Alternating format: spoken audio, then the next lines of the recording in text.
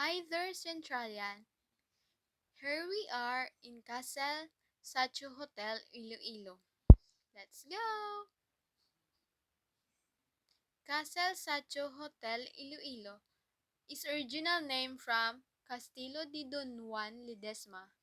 In 1930, a heritage building was built in Iloilo City on Bonifacio Drive. During World War II, the Japanese Army occupied the building. It was transformed into a retirement home called Castle Pension House in 1991. The interior was rebuilt in 1994 and renamed the Castle Hotel.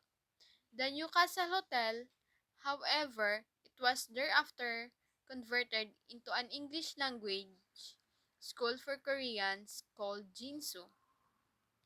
Recently, the hotel was returned to its original use as Castle Sachu Hotel.